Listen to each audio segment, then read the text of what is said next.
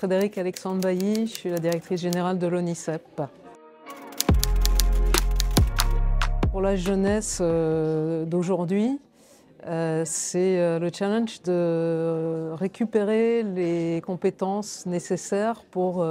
pouvoir construire un monde durable pour aujourd'hui, pour demain et pour les générations d'après. Et du coup, le challenge pour les moins jeunes, c'est de pouvoir les aider sans leur imposer des modèles.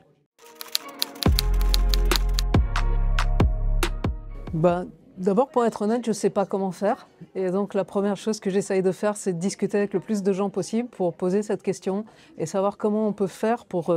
travailler sur ce paradoxe d'aider les jeunes sans trop imposer des cadres et en restant ouvert à ce qu'ils proposent, mais tout en leur donnant quand même le fruit de l'expérience qu'on accumule avec les années, parce qu'il n'y a pas trop de temps à perdre. Donc la première réponse, comment vous faites? Je ne sais pas. J'essaye de discuter avec des gens, de rencontrer des gens et de discuter avec des jeunes. Et la deuxième réponse, j'essaye de trouver une façon de doter l'ensemble des jeunes des compétences dont ils vont avoir besoin pour trouver les réponses, de faire en sorte que à la fois ils sachent s'orienter dans la pensée, dans le monde et dans la construction de leur avenir, et puis qu'ils sachent aussi développer les compétences dont ils vont avoir besoin et surtout leur réflexivité pour être conscients de toutes les compétences qu'ils peuvent acquérir dans toute leur expérience à l'école, mais surtout en dehors de l'école. Et ça se passe à travers une action qui s'appelle le programme Avenir, avec un S entre parenthèses, qui est un programme que porte l'ONICEP et qui va consister à s'assurer par des outils numériques et un environnement humain que tous les jeunes peuvent apprendre à devenir soi, pour les autres, ensemble pour la planète, en développant les 4 fleurs de l'ikigai,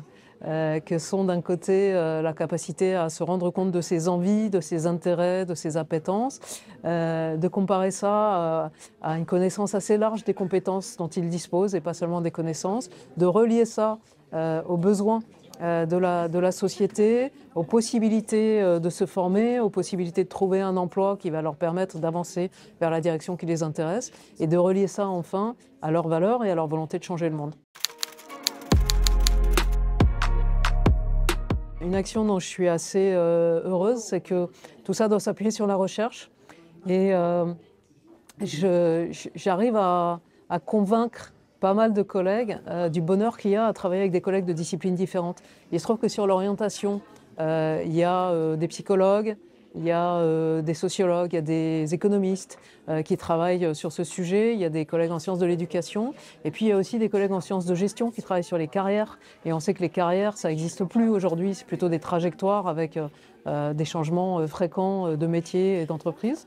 Et voilà, la dernière action dont j'étais heureuse, c'était la participation de spécialistes de psychologie de l'orientation dans une journée de recherche de spécialistes de gestion des carrières.